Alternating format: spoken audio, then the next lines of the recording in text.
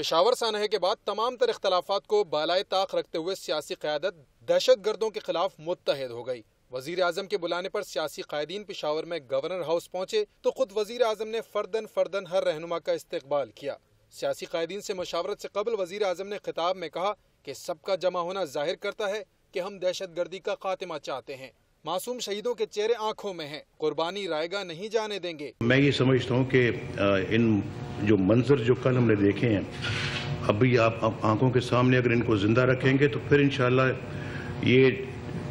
اس جو جہاد اس وقت یہ قوم لڑ رہی ہے، اس سے انشاءاللہ ہم پیچھے ہٹنے کی پھر کوئی گنجائش باقی نہیں رہے گی۔ لیکن یہ بہت ضروری ہے کہ ہم ان مناظروں کو نہ بھولیں۔ جس طرح سے انہوں نے گولیوں سے چھلنی کیا، چھوٹے چھوٹے ننھے منھے بچوں کو گولیوں سے ان کے چہروں کو پھاڑ کے رکھ دیا، اور جس طرح سے انہوں نے ان کا خون کیا، میں سمجھتا ہوں کہ پاکستان کی تاریخ میں اس سے بڑا کوئی ٹریجک واقعہ اور کوئی ہو نہیں سکتا۔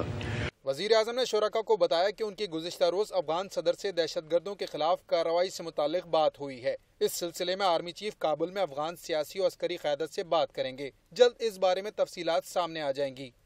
افغانستان کے ساتھ جو ہے وہ یہ طے پایا کہ اس طرح کے جو ایلیمنٹس ہیں آپ ان کے خلاف آپریشن کریں، اور پاکستان تو آپریشن کر ہی رہا ہے، اور اس کے علاوہ بھی اگر پاکستان کو ایسے ایلیمنٹس جو کہ اس آپریشن سے کہیں باہر نظر آتے تو ہم بھرپور ان کے خلاف آپریشن کریں گے۔ تو یہ سب باتیں ہماری ان کے ساتھ طے ہوئی ہیں، اور کل کا جو واقعہ ہوا ہے اس میں اس کی تفصیلات بہت جلد آپ کے سامنے آ جائیں گی۔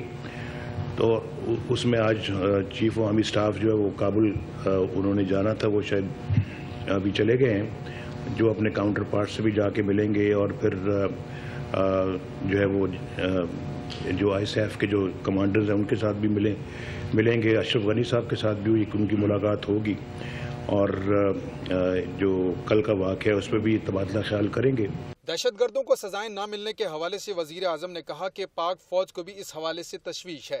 10-20 سال تک دہشت گردوں کے فیصلے نہیں ہوتے، سزائیں دیے بغیر دہشت گردی کا خاتمہ ممکن نہیں۔ یہ بالکل ایک جینوئن مسئلہ ہے ان کا، اور وہ کہتے ہیں کہ دہشت گرد کی جتنی بھی کورٹس ہیں انہوں نے آج تک کبھی کوئی ایسا فیصلہ کیا نہیں ہے، اور وہ بھی عدم تحفظ کا شکار ہیں، اور ایک کال جاتی ہے اور اس کے بعد وہ مقدمہ آگے بڑھتا ہی نہیں ہے۔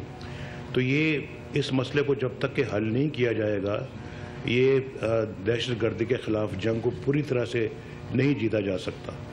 تو اس کے لیے یقیناً میرا خیال ہے کہ جو لا میکرز ہیں، پارلیمنٹیرینز ہیں، پولیٹیکل پارٹیز ہیں، ان کو بیٹھ کے سوچنا پڑے گا کہ آخر پھر اس کا حل کیا ہے۔